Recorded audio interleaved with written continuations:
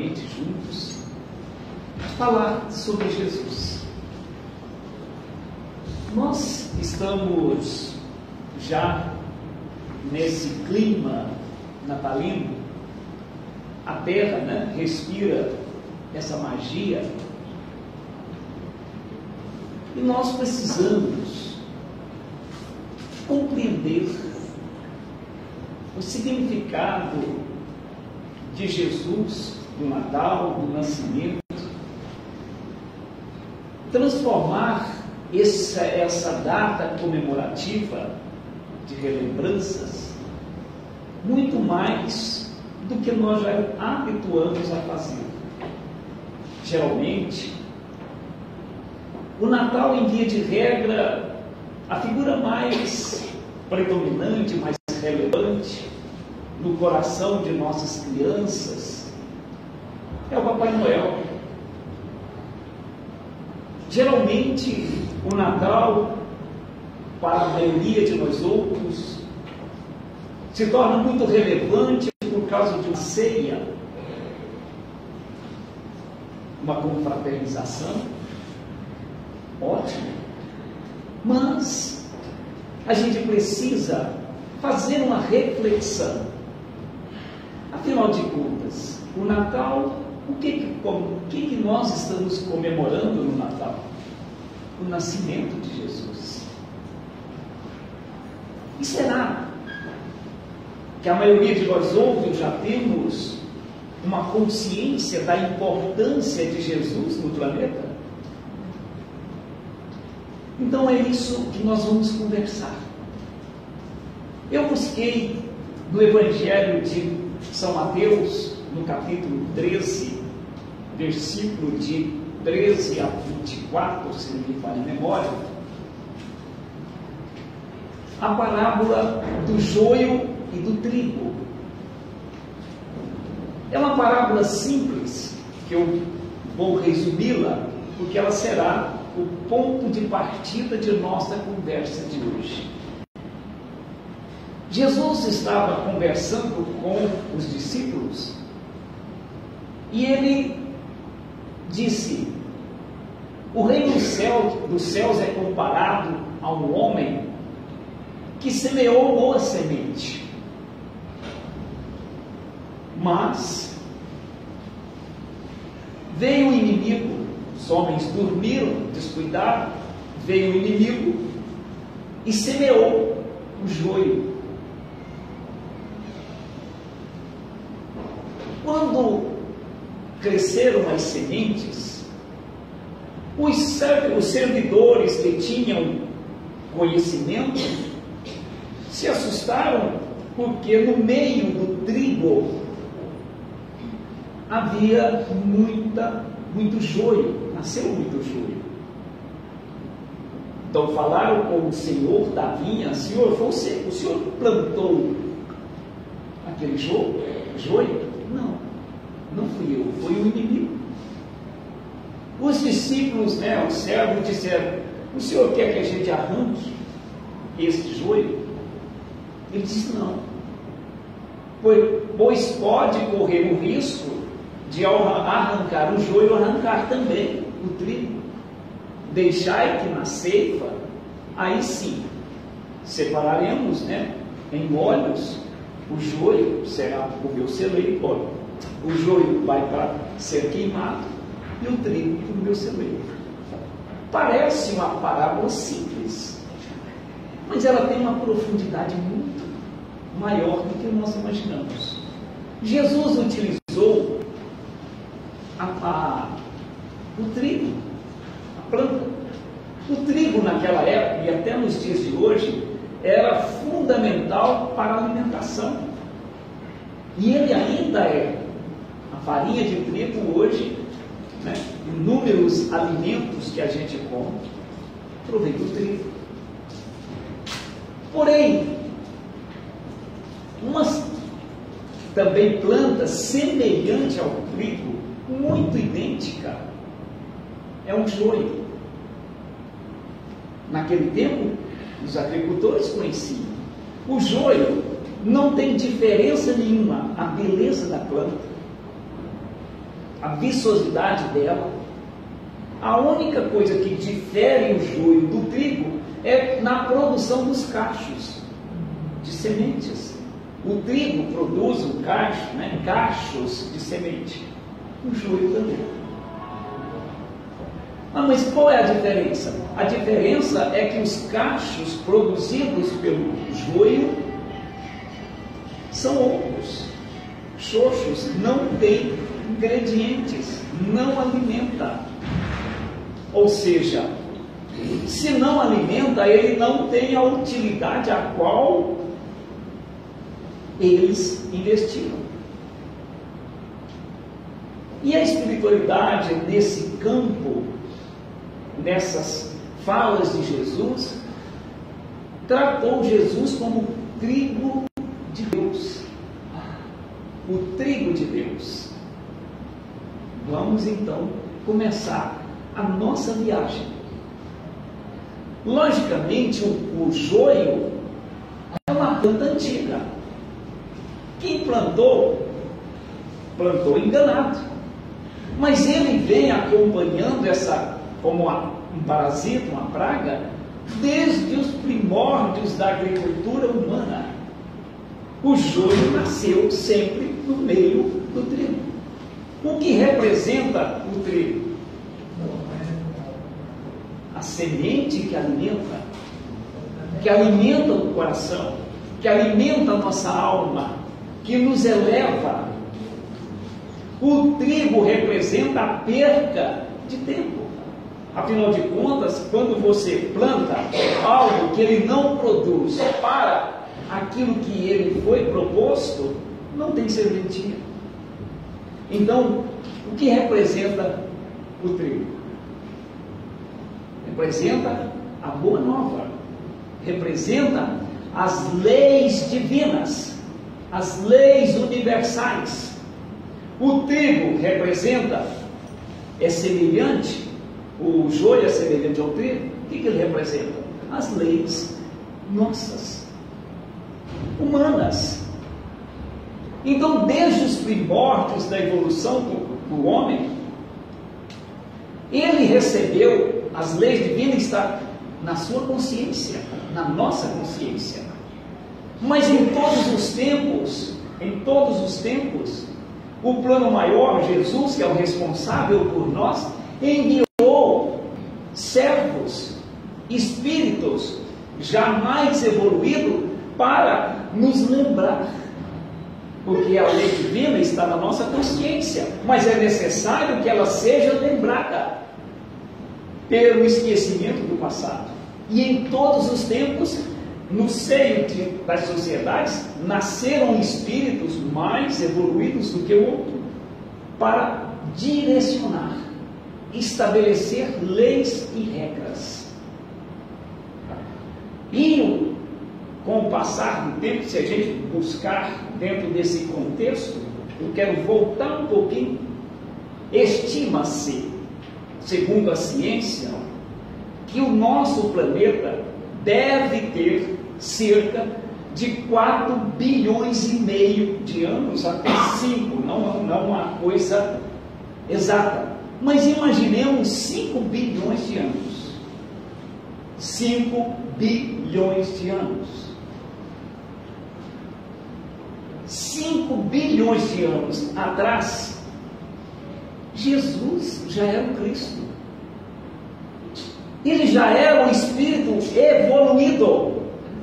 Recebeu das mãos da paternidade maior a incumbência de conduzir, de formatar este planeta para que ele servisse de escola, de reencarnação, de educação de espíritos em estágio primário da evolução.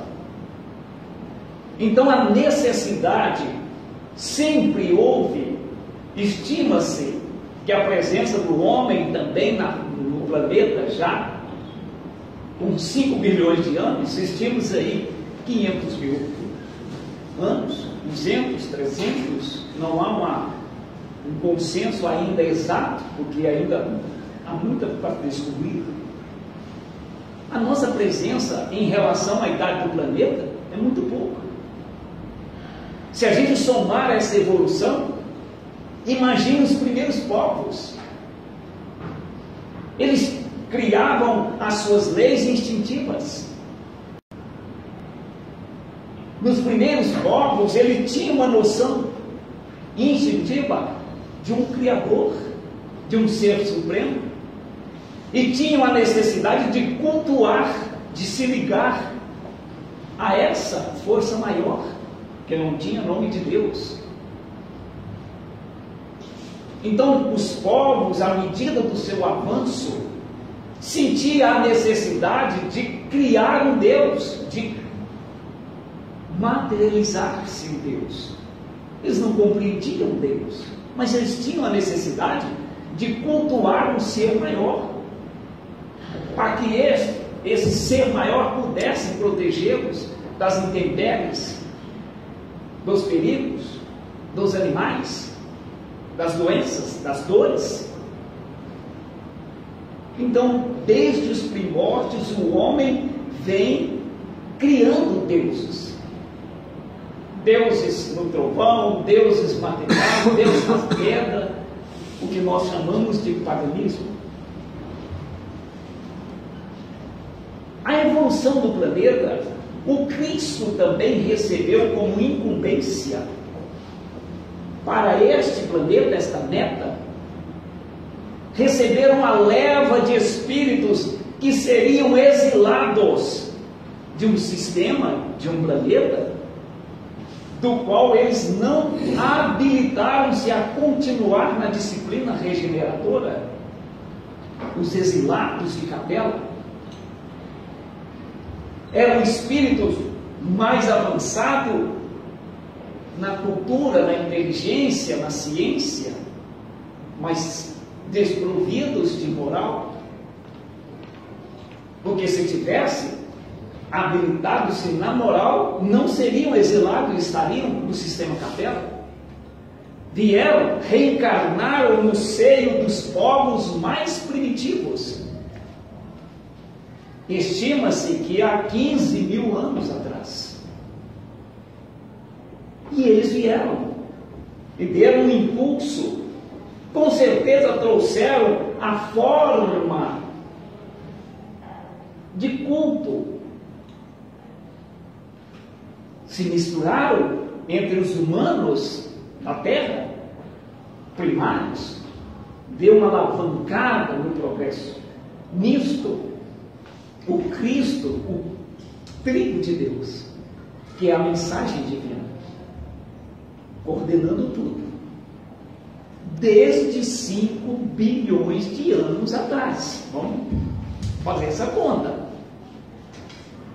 Nós temos aí 70, 50 anos de idade, está cansado da vida? Ah, vida difícil. Imagina o Cristo. 5 bilhões de anos acompanhando esse planeta, acompanhando a órbita, adequando a temperatura, semeando aqui a vida, para que ela fosse um planeta que pudesse alimentar 26 bilhões de espíritos. Num processo de reencarnação, o quanto nós damos trabalho para Jesus, o quanto os povos deram trabalho para Jesus. Imagine hoje, século 21, prestes a iniciar um processo de regeneração. Como é que está a humanidade? Como é que está a maldade no coração, a indiferença? Como nós estamos vendo o mundo, século 21, se nós buscarmos, é capaz que tem mais de 20 frentes de guerra na atualidade. Irmãos destruindo irmãos. Como é que está Jesus? Pense, vamos pensar como Jesus está nos olhando diante de todo o investimento que Ele fez em nós. Então os primeiros joios foram implantados pelo homem, talvez por ignorância, porque precisava estabelecer leis. E Jesus continuou enviando espíritos evoluídos em todas as nações, em todas as sociedades.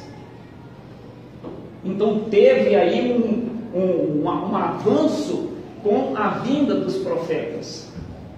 Partindo de Abraão, vamos colocar 5.000 anos, 4.000 anos atrás.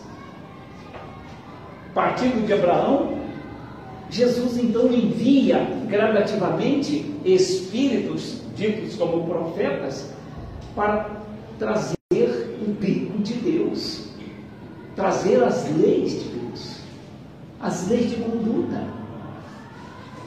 Porém, chegaram aqui, eles não tinham o preparo suficiente.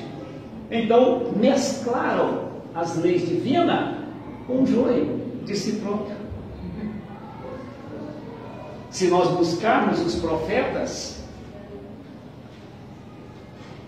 eram espíritos de alta elevação, mas, no entanto, ainda estavam contaminados, ludibriados, encantados pelo joio, o brilho do joio, o brilho das ilusões, o brilho do materialismo.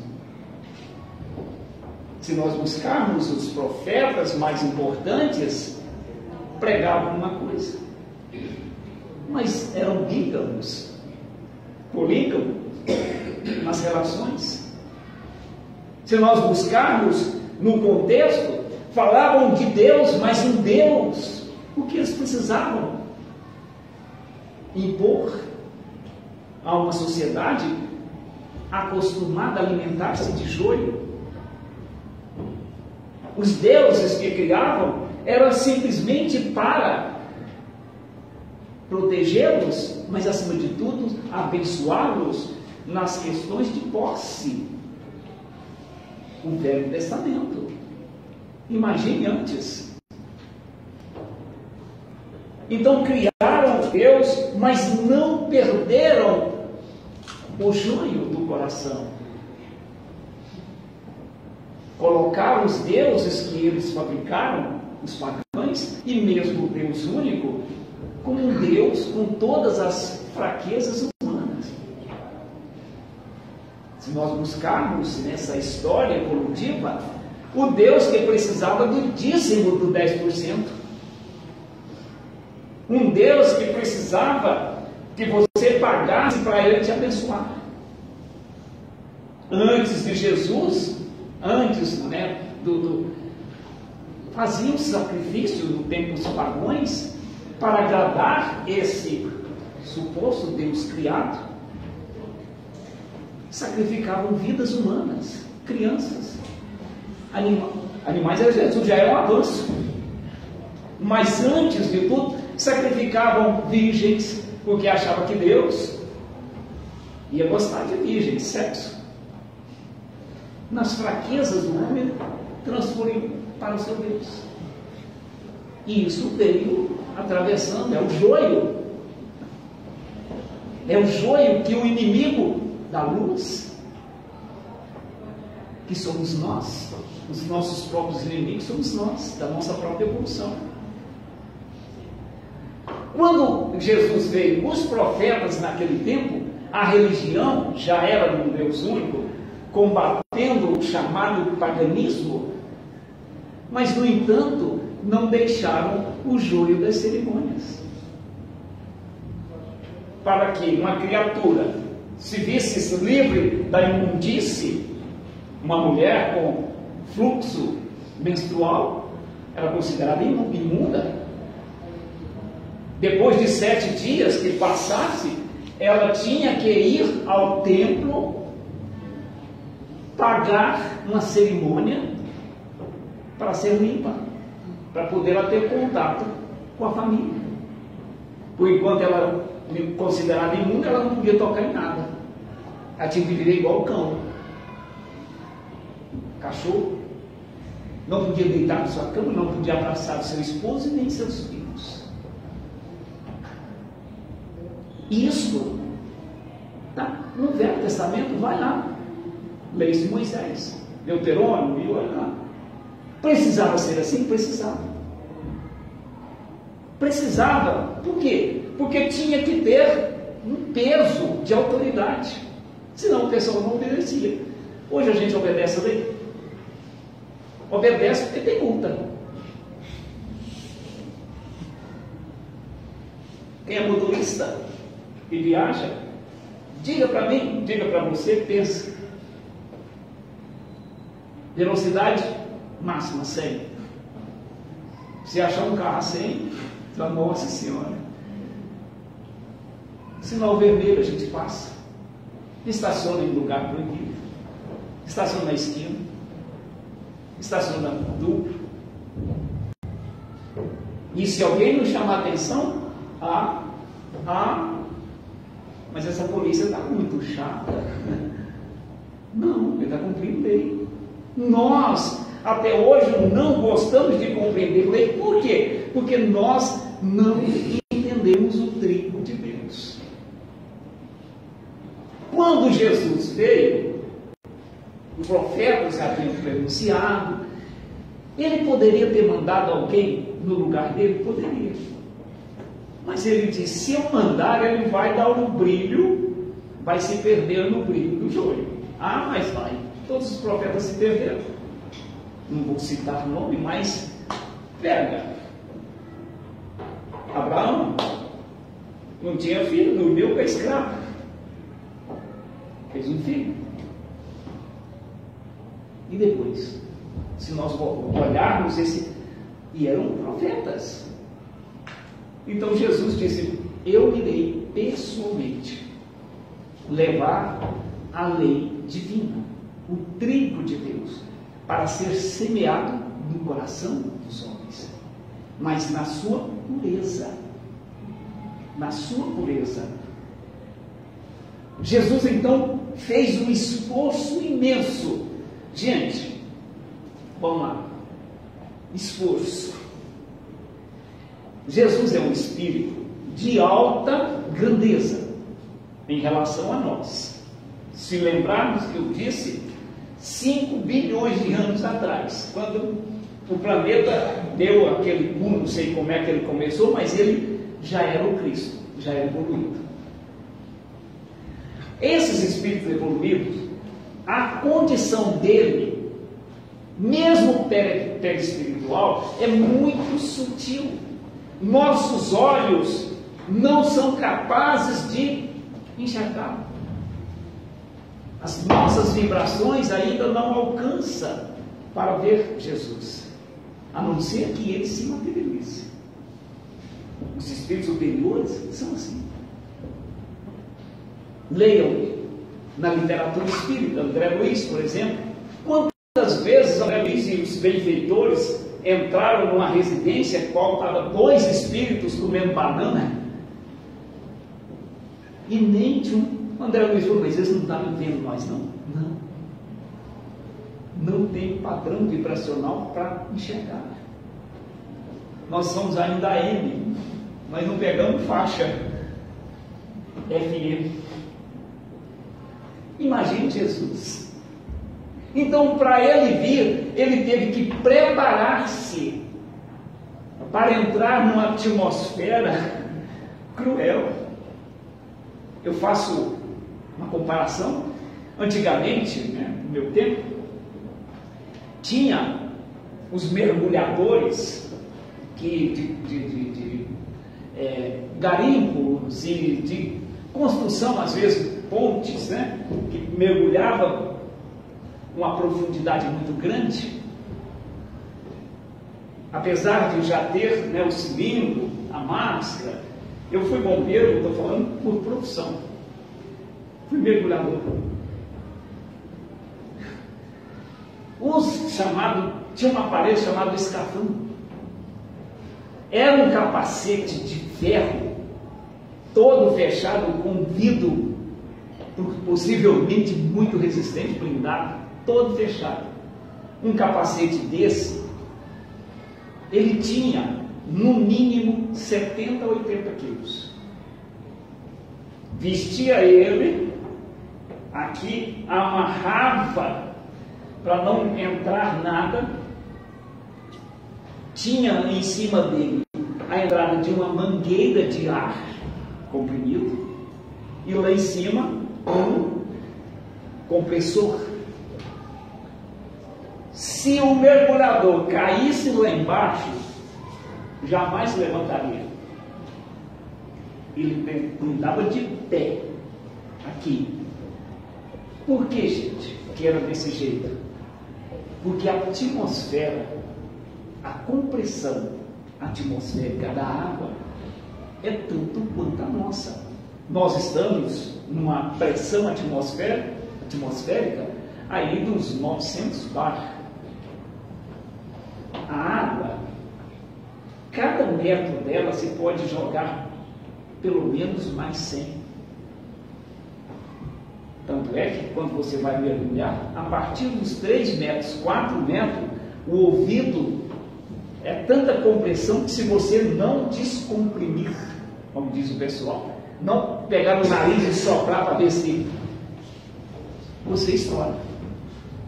Quanto mais você desce, mais é forte a pressão. Tanto é que para subir, você tem que subir devagar. Se você for de uma vez, você corre o risco de ter uma embolia, coagular o sangue e você morrer. A pressão é muito grande. Vocês podem sentir essa pressão quando viajamos. Vai subir no morro, descendo. No carro, de vez em quando você tem que ir. Porque eu comparo essa atmosfera da terra. Pensa Jesus, coitado. Vestiu num corpo pesado para viver simplesmente pelo fato de eu vou pessoalmente trazer a semente. Gente, isso é tão sério que quando Jesus nasceu, ele foi, a semente, o trigo de Deus, veio, foi fecundado em Nazaré, no casal Maria e José. Mas o nascimento, por coincidência ou não, por circunstância, se deu em Belém, na Judéia. Quando Jesus nasceu, houve a notícia de que o Filho de Deus havia nascido, o Rei dos Judeus. Herodes, que representava o joio do poder, sentiu-se incomodado. Peraí, aonde que esse menino está? Onde que ele nasceu? Os 3 reis magos não disseram. Ameaça, o joio divino, o trigo divino, ameaçado. O que aconteceu? Ele teve que se exilar, a família se exilou no Egito. Herodes mandou aniquilar, porque ele não sabia qual criança. Ele mandou matar todas as crianças que nasceu nas adjacências de Belém. E era só para matar os masculinos. Não era não, gente. Conversa fiada. Vai que esse povo está mentindo. Nasceu com uma menina. Mataram também. 7 anos depois do exílio, o tal do Herodes morreu. A família voltou para Nazaré. Mas a vida dele sempre foi perseguida. A partir dos 30 anos é que ele saiu de casa. Por quê? Porque até os 30, na lei judaica naquela época, 12 anos a criatura já era considerada, já podia casar, já podia ter família. Mas ela só teria a sua emancipação política com 30 anos. Até 30 anos, quem respondia por ele eram os pais. Por isso que Jesus saiu aos 30 anos. Lembra, por que eles são mais cedo? Gente, toda hora tivesse que a mãe dele e o pai dele lá resolver o problema dele. Jesus então foi sorrateiramente lá para Cafarnaum. Escolheu pescadores humildes. Por que ele não escolheu o doutor? Porque estava todo mundo contaminado com joio. Era conversar com eles e eles distorcer. Os sacerdotes não perdiam o privilégio, não queriam perder o privilégio. Os privilégios políticos, o privilégio do din-din, do status, da vaidade, da fama. E Jesus, o trigo de Deus, na sua essência. Lembra de uma passagem que Jesus estava lá no templo? Um dos sacerdotes reconheceu Jesus, reconheceu o trigo de Deus, reconheceu que estavam errados a princípio, e disse: mestre, sei que és o Filho de Deus, posso te seguir? O que Jesus disse a ele? Os passarinhos têm ninhos, as raposas têm seus covis, mas o Filho do Homem não tem um travesseiro para reclinar a cabeça. Ou seja, meu filho, se você estiver me seguindo por causa de privilégio, esquece. Aqui é só sacrifício e luta. E muita gente me pergunta: seu Jorge, tem 37 anos que eu estou nesse movimento diurno e noturnamente. O que você ganha? Um dia eu o cara pergunta: o que vocês ganham? Você trabalha tanto, sábado, domingo, tá aí, não sei o quê. Você ganha alguma coisa? Eu falei: ganha. O que é? Problema. O que é? Problema. Problema lá em casa, problema lá. Por quê? De quando em sempre eu estou enfrentando situação difícil? Porque o ser humano é complicado. Se você der 10 coisas para ele, ele te abraça. Na 11, se você não tiver, ele te xinga. E é por isso que a gente vai deixar de ser? Não. Ele é que precisa. Essa é a proposta de Jesus, o trigo de Deus. E quando ele veio, os próprios sacerdotes, diante da verdade, da moral, programaram a morte de Jesus, criaram um enredo para condená-lo num crime civil, porque eles não tiveram a honradez, de condenar Jesus a ser lapidado, porque eles podiam fazer. Os sacerdotes tinham o poder de julgar religiosamente, mas eles covardemente fizeram a arapuca, entregaram Jesus para um julgamento civil de Roma.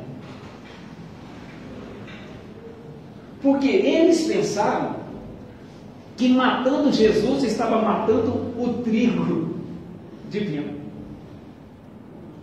Esqueceram que o trigo já estava no coração dos discípulos. Se Jesus não tivesse, você lembra de uma fase do Evangelho que Jesus fez uma prece: graças te dou, Senhor, por ter ocultado tudo isso aos doutos e os prudentes, e as ter revelado aos simples e humildes de coração.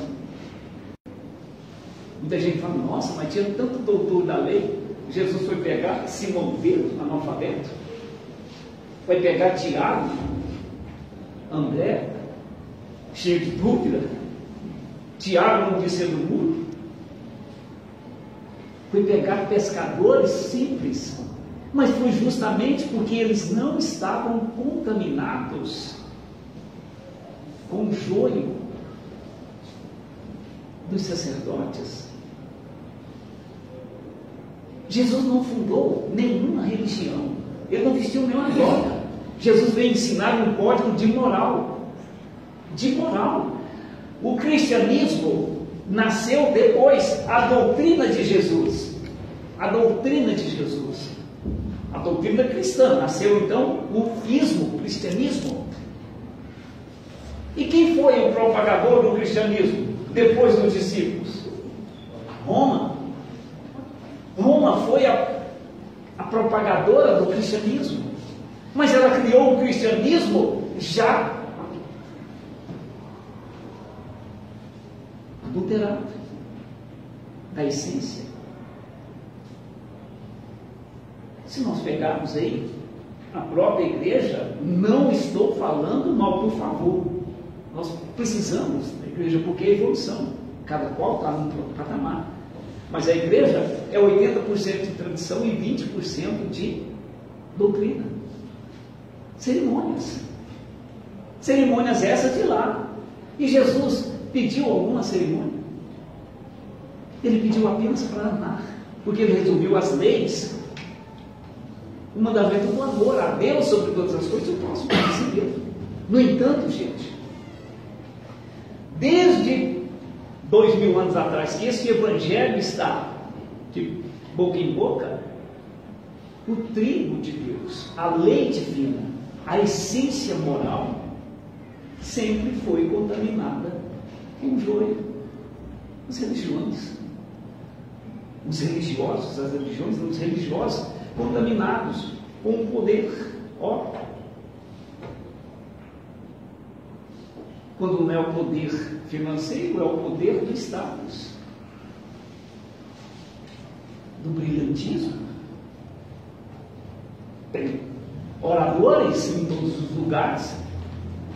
Se olhar, o cara tem 10 mil seguidores. Eu pergunto, e se Jesus estivesse aqui, quantos seguidores tinha verdadeiramente? Porque ele não dizia o seguinte: desprenda-se do teu materialismo, cuidado, tende cuidado com a cobiça, amai, perdoai, vivei como cristãos. E agora, nós estamos prestes a comemorar o seu nascimento. E Jesus espera de nós, porque o trigo divino ainda está no coração dos homens. Nós precisamos semeá-lo. Por que nós estamos vivendo esse caos? Porque nós deixamos a essência do Cristo para nos apegar ao brilho do joio, da vaidade, da facilidade, da troca. Se Deus me der a sorte de eu ganhar 1 milhão na loteria, eu vou dar 10 cêntimos pobres. Brincadeira. Parece uma brincadeira, parece infantil. Se eu ganhar na loteria, eu vou fazer uma caminhada de 50 quilômetros. Deus quer isso. Mas Jesus que disse, Deus não quer sacrifício, quer ação. Sacrificar, se tiver que mortificar em corpo, mortificar os seus vícios, mortificar a sua ignorância, porque somos escravos dela, mortificar aquilo que ainda nos domina. Nós estamos vivendo, Cristo precisa de nós, a semente, o trigo de Deus está em nossos corações. Mas nós ainda estamos ludibriados pelo brilho do joio. É por isso que a gente está mudando as coisas. As religiões estão mudando tudo. Outro pezinho bonitinho daqui, outro pezinho bonitinho ali. Mas a essência moral do Cristo a gente deixou de falar. Se deixamos de falar, vamos lá. O que Cristo precisava de nós? Precisa de nós, que somos cristãos. Ou pelo menos dizemos que somos. Porque o trigo de Deus, uma semente, um pé de trigo, ele produz milhares de sementes. Vamos lá? Um pé de trigo deve produzir estimadamente umas 800 grãos. Desses 800,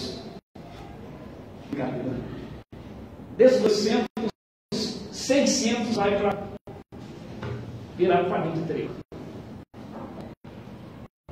Vou tirar mais 50 50 vai se perder, 50 os passarinhos comem. O outro 50 vai perder lá na nossa casa. Mas no final vai sobrar uns 20 para a semeadura. É essa semeadura que a gente tem que lançar no campo do coração dos nossos filhos, para que ele cresça e propague o joio, o trigo. Se propagar o trigo, aumentar o trigo, o joio morre. Perfeito, gente? O que estamos fazendo de Jesus? Eu vim aqui simplesmente para mim fazer esse desafio para nós mesmos, para mim mesmo. É unir o Papai Noel. Eu venho de uma família nordestina, lá em casa nós não tivemos essa ilusão e nunca aceitamos a ilusão. O presente quem dava era o meu pai e minha mãe. Papai Noel, mas nunca. O Papai Noel te deu. Não, quem te deu foi eu. Abraça eu que quer tirar um retrato? Tira comigo. Gostou? Sacrifício. A gente gosta de ilusão, gente.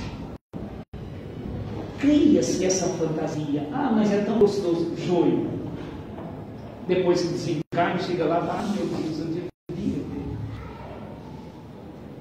Vamos então falar de Jesus, mas falar da essência de Jesus no coração dos nossos filhos. Eles crescem e vão ser propagadores dessa doutrina, porque os propagadores estão muito poucos.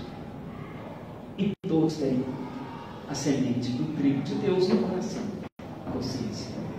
Mas não temos coragem ainda de deixar o brilho, a ilusão dos joios, das filosofias, que não agregam nenhum benefício à nossa alma.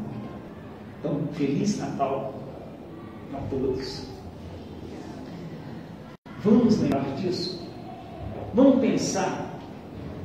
Vamos começar a propagar a importância do culto do Evangelho no lar, mas do Evangelho no lar com os nossos filhos. Não vamos deixar as religiões, só por conta da religião, falar de Jesus, porque nós somos os evangelizadores de nossos filhos. Fala, mas fala da moral. É o que nós precisamos, a moral cristã, o respeito, a justiça, a honestidade, o respeito à vida. Porque senão, meus irmãos, não, isso aqui não tem nada a ver com o meio de comunicação. A gente não pode culpar o barco porque afundou, porque alguém furou ele. Então, não deixemos que os influencie. É um nome bonito, né? Influencie. Meu filho, os vai influenciar e vai jogar nós no montinho do joio. Perfeito? Evangelho.